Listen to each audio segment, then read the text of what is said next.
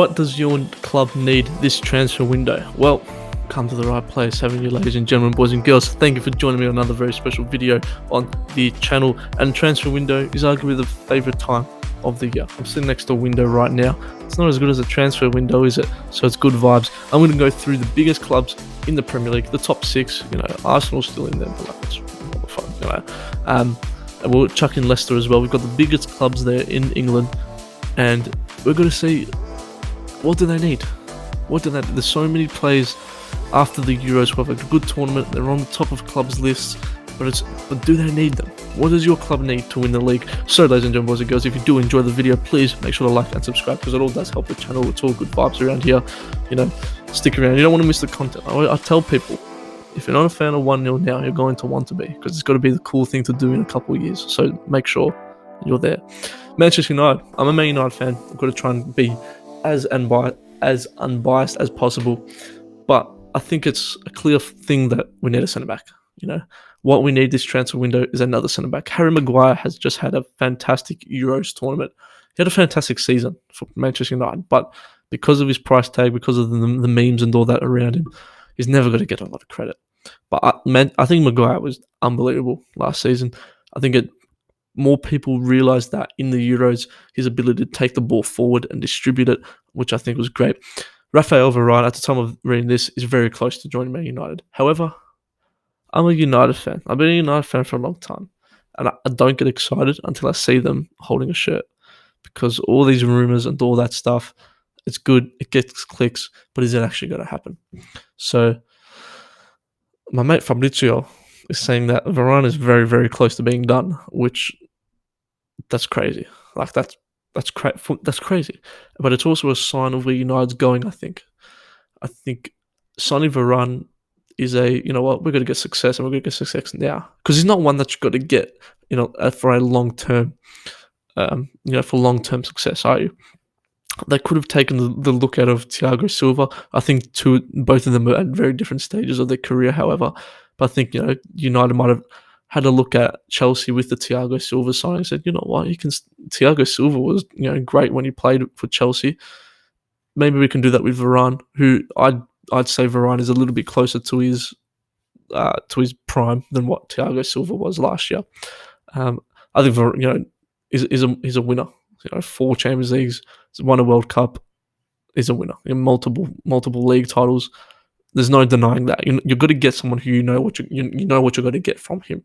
Okay, he's a world-class centre-back.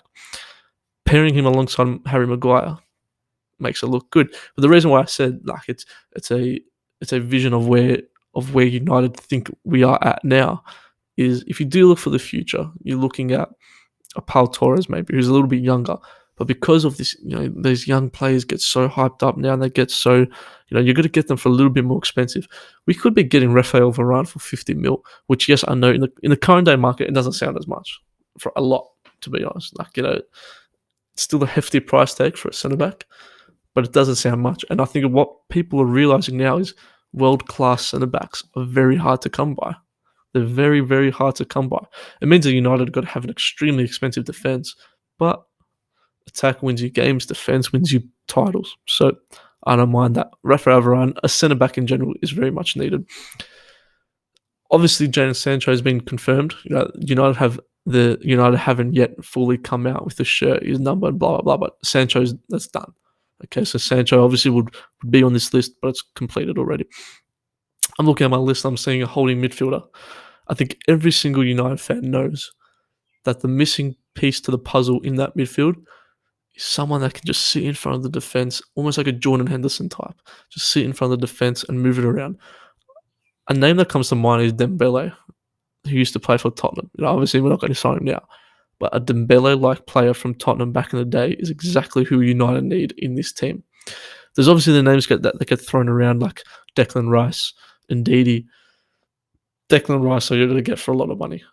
And I don't really see him leaving West Ham either, to be honest. Not for a long time. Indeed, he's going to be expensive as well. Leicester are going to do everything they can to keep him. There's the likes of Locatelli, who obviously had a good tournament. I don't think he's ready for United. Not ready for United. I don't think he's willing to make that jump. He's already told no to Arsenal. I don't think he's willing to make that jump to Premier League yet. And I think he'll end up at Juventus and probably finish his career there, which is obviously pretty good for Juventus. But I'd love to see him in the Premier League. But the name that comes to mind is Saul from Atletico Madrid. There's a lot of links with him being involved with a swap deal with Barcelona for Antoine Griezmann. I know Liverpool are very linked and heavily linked to him. Saul was a little bit more attacking than the Declan Rice player, but I think as a midfielder, he's very, very good. So the likeliness of that happening, I don't think it's that high. I'd actually think Man United don't go this window without signing another midfielder, which is a little bit nerve-wracking. But I was reading up on it. Ole, maybe he wants to play a bit more of an attacking formation, as like a 4-3-3 with Pogba and Bruno more attacking, and someone really just sitting in behind. If he thinks that player's got to be Matic, I think we're struggling. Yeah, so I think that holding midfield position, once we sign Varane, hopefully, fingers crossed, I think the holding midfield position is very crucial for United to really challenge for the league. The rest of it, I've just got depth signings. Kieran Trippier supposedly is very likely to happen. A lot of people say you don't need him. You've got Aaron Wan-Bissaka. You can look at that with Alex Telles and Luke Shaw. Alex Telles comes, barely played because he just made Luke Shaw skyrocket. Luke Shaw was one of the best players at the Euros just recently. Probably should win Man United's. He was probably one of United's best players of the season. He didn't win the award, but he probably deserved to be up there. I wouldn't mind it. Kieran Trippier and Aaron Wan-Bissaka. Wan-Bissaka played like almost every game from memory. Give Wan-Bissaka a bit of a rest. You've got to get Trippier in, who you know is a good enough player. Diego Dalot comes back. Don't know if I don't think he's really on Ole's radar. But yeah, I'd happily take a Kieran Trippier. I'd want Wan-Bissaka to start, but I think Trippier gives us a new dimension as well, which I think is decent.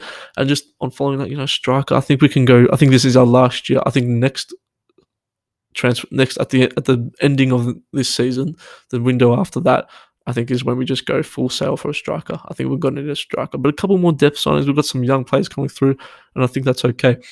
We'll move on to Chelsea. Obviously, the chances of all this happening are very low. So this is just what I'd do if I was in charge. Chelsea need to find a new home for Tammy Abraham and Callum Hudson-Odoi. By a new home, I don't mean selling. I think Tammy, they can handle putting him out on loan. Olivier Giroud is obviously gone, which I think means Tammy might get the bit more game time, which I think he deserves. Obviously, Timo Werner coming in. But I think Olivier Giroud leaving opens that door for Tammy Abraham. I think this season, which is it's maybe a bit harsh to say, but I think it really could be a make or break season for Tammy Abraham. If he does do well this season, they can say, okay, you can hold your ground with the big boys. If he has a bang average or below average season, I think people are very ruthless. I think people start to go, you know what? Maybe you can start to find somewhere else with. Hudson-Odoi recently, there's rumours that Chelsea want to do a swap deal for Kingsley Coman, which is interesting. Chelsea just really don't rate Hudson-Odoi. And to be honest, I've got to agree. I don't think it'd be a massive loss if they do sell Hudson-Odoi. Obviously, it's going to be a big loss, but he's had chances. And he really hasn't taken them. So I think sometimes you have to go, maybe he's not a very good player. Don't get me wrong. But maybe we can afford to let him go. You know what I mean? And other than that, they've just won the Champions League. They've got a lot of depth. I've just got move closer to Erling Haaland. They're not going to sign Haaland this window, but if they can move closer to him and start to move pieces for him, I think they're sweet. Whoever signs Haaland is the cheating. It's got to be too good. So I think if they can do that. And a couple more, I think a centre back eventually might need to be signed. I know they did sign someone last season, but then they loaned him out. So I think the centre back position they're okay on.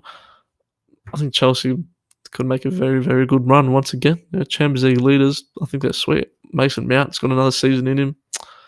It's looking good. It's looking good for the blue. We move to Liverpool now. Now, Liverpool's an interesting one because, yes, they maybe didn't have as great of a season. Van Dijk's injury was obviously huge, and they've almost pretty much got a brand new signing in Virgil van Dijk this season, which is crazy, And Joe Gomez, they've pretty much got two brand new centre back signings, which is pretty wild. However, something that I don't think people are talking about is how they just let Gini Wijnaldum walk out the door.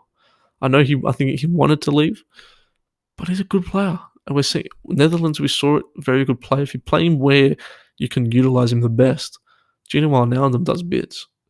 So I think a replacement for him is key. I mentioned Saul before. I know Liverpool are interested in Saul. Renato Sanchez is someone that's come up once again, still young. He's been around for a long, long time. Had another very good tournament at the Euros. Renato Sanchez in that Liverpool team could be quite scary. There's also the likes of Tielemans, who supposedly Liverpool are starting to talk to. I don't think he leaves. I'm going to go and chuck out the names of Ndombele from Tottenham, which is a bit of a surprise maybe. But I think in a good system and a good team, I think Ndombele could be a decent shout for that Liverpool midfield. Again, never going to happen. Obviously, Jordan Henderson is coming back once again as well. So Liverpool, they're going to be a scary sight next season, but we won't talk about that. I'm also going to throw in a Pellegrini from Roma. Italian midfielder, didn't play a lot at the Euros. Maybe Liverpool might be too much of a leap for him. Pellegrini, I think, could be alright we saw last year what happened. As a backup midfielder, someone who can put in games that you should be expected to win. You can get some game time into others. We saw what happened when you get injuries and players start to play every game and then they start to fall like flies. Having backup players like that who can still get the job done is crucial. I think Curtis Jones, however, could almost be that player to do that. Already their boyhood Liverpool fan. So I think Curtis Jones could almost be their Renato Sanchez, which is all right. And again, just depth. Every club could do with depth. Some more centre back. But Liverpool could look at last season's, I want to say failure, but because they ended up finishing third, they could just be looking at last season's faults and misfortunes as a blessing in disguise in the future. You're looking at Phillips, he got a whole season when usually he's probably sitting there at the start of last season saying, I'll play a couple games. He's gone and played the whole season, which is crazy. So you're getting game time into him, exposure into him. And ultimately, if you do want to sell him, you've boosted up his price by probably 10 extra mil. So it's good stuff. Man City, again, they've got everything. They're unlimited. So it's hard for them. What do they really need? They've won the league. Man City's biggest aspirations now have to be the Champions League. And the man that's got to get them that is Harry Kane. Harry Kane is the only obvious one. Rumours of Jack Grealish signing, I don't think it's going to happen. I think Grealish is Villa for life, like Francesco Totti stuff. I think Jack Grealish is Villa for life. Harry Kane, however, my man wants trophies. We've seen not greedy, because fair enough, he wants trophies, but the likelihood of him staying at Tottenham, I think, is very low. I think the signing of Nuno as manager isn't that X factor that Kane might have wanted, but then again, he had Mourinho, and look what happened.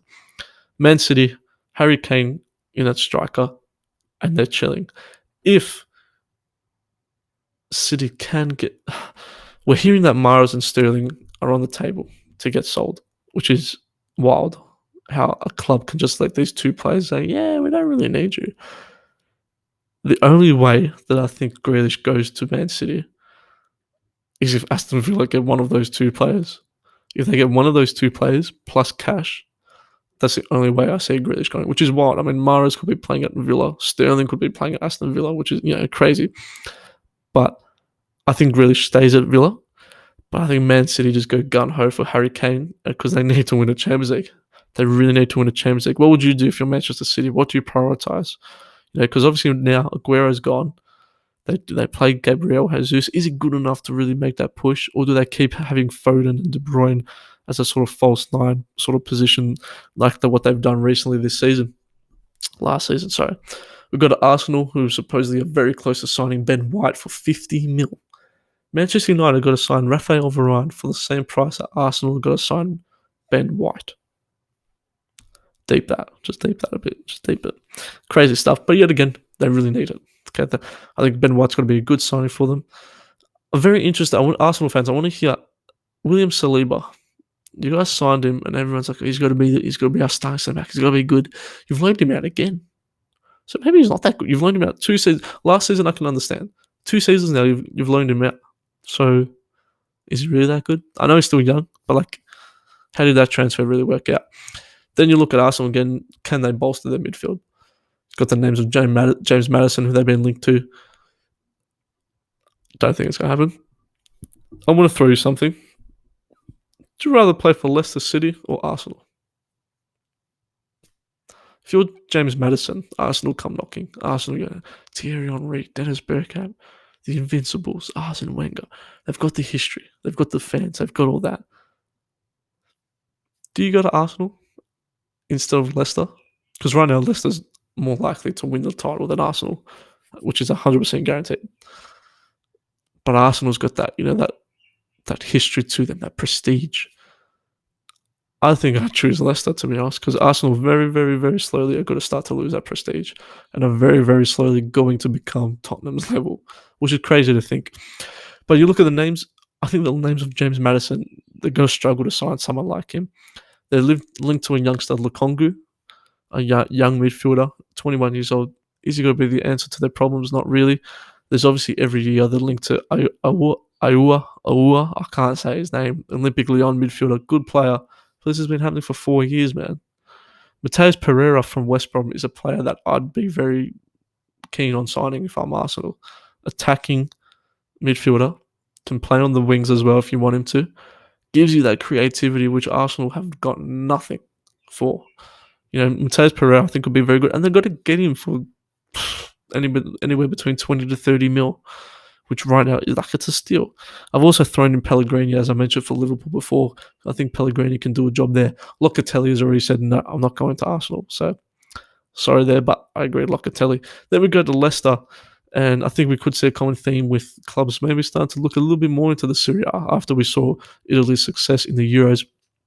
I know they are linked to Berardi, the winger, trying to fill in that void. I've got one of their main options, though, looking for a striker. I think this could be one of Jamie Vardy's last couple seasons. He wasn't as influential last season. Iheanacho was quite good. But if they can start to look for maybe a striker that can be their main man for the next couple of years, then I think they're heading on the right path. Ladies and gentlemen, thank you for watching. Once again, I've gone through the bigger teams, and Tottenham, I've just gone to keep Harry Kane. Tottenham's in the mud, mate. Tottenham fans, I apologise, but you're screwed. It's lasted a bit longer than what I was expecting, but it was good fun. Good fun. What your club needs this transfer window. So if you do agree, leave it in the comments down below. What do you think your club needs in this transfer window? If you're the boss, who do you sign? Who do you prioritise? What positions do you prioritise? And for how much? Make sure to like and subscribe to our business. I'm Costa. Thank you for watching. Deuces.